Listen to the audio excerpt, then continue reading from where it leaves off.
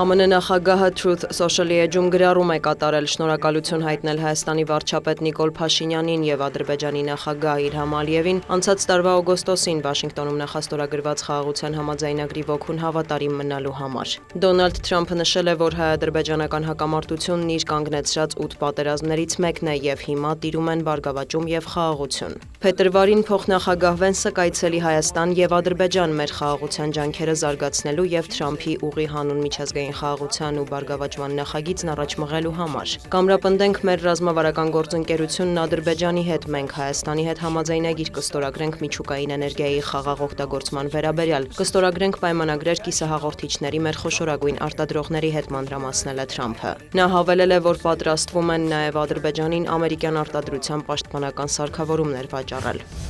Աբու Դաբիում ավարտվել է Ուկրաինայի, Ռուսաստանի եւ Միացյալ Նահանգների միջև բանակցությունների առաջին փուլը, դրանք կշարունակվեն նաեւ այսօր։ Կիևի պատվիրակության ղեկավար Ռուստեմ Ումերովը հայտարարել է, որ հանդիպումը նվիրված էր ռուսական պատերազմի դադարեցման պարամետրերին եւ բանակցային գործընթացի հետագա տրամաբանությանը, հասնելու արժանապատիվ եւ երկարատև խաղաղության։ Վոլոդիմիր Զելենսկին հայտնել է, որ մանրամասն զեկույցներ է ստանում ուկրաինական թիմից։ Ուկրաինայի նախագահը նշել է, դեռ վաղ է եզրակացություններ անել բանակցությունների բովանդակության վերաբերյալ, սակայն հարկավոր է ռուսական կողմից որոշ պատասխաններ ստանալ եւ համոզվել, որ Մոսկվան պատրաստ է դադարեցնել պատերազմը։ Զելենսկին տեղեկացրել է, որ Աբու Դաբիում օրակարգում է մասնավորապես Դոնբասի հարցը։ Կրեմլից նշել են, որ հակամարտության կարգավորման աշխատանքում առաջընթաց կա, ավելի վաղ Մոսկվան հայտարարել էր, առանց տարածքային հարցը լուծելու երկարաժամկետ կարգավորման հույս չկա։ Սպիտակ տնից էլ արդյունավետ են որակել Աբու Դաբիում եռակողմ բանակցությունների առաջին օրը։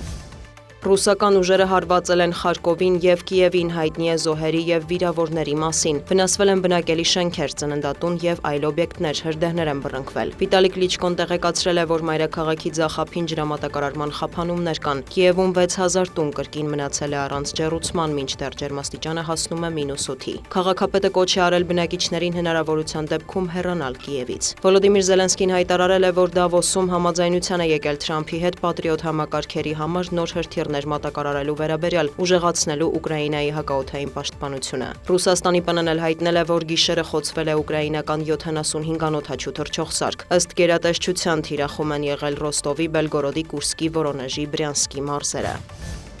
Բուլղարիայի նախագահի պաշտոնը պատմության մեջ առաջին անգամ կին է զբաղեցրել։ Իլիանա Յոտովան կփոխարինի Ռումեն Ռադևին, դառնալով 33-րդ նախագահը։ Նախկինում նա զբաղեցրել է փոխնախագահի պաշտոնը։ Ռումեն Ռադևը հրաժարական էր ներկայացրել հունվարի 19-ին։ Reuters-ը գրել է, որ այդ հայտարարությունից հետո լուրեր են տարածվել, որ նա մտադիր է ստեղծել սեփական քաղաքական կուսակցությունը եւ մասնակցել խորհրդարանի արտահերտ ընտրությանը։ Ռումեն Ռադևը զբաղեցնում էր Բուլղարիայի նախագահի պաշտոնը 2016 թվականից։ Նա հայտարարել է իր հրաժարականի մասին երկրում քաղաքական ճգնաժամի պայմաններում։ Ակնկալվում է, որ առաջիկայում Բուլղարիայում վերջին 4 տարվա ընթացքում կանցկացվի խորհրդարանի արդեն 8-րդ ընտրությունը։ Անցած տարի կառավարությունը հրաժարական էր տվել հարկերի բարձրացման ծրագրերի պատճառով բռնկված բողոքի ցույցերի ֆոնին։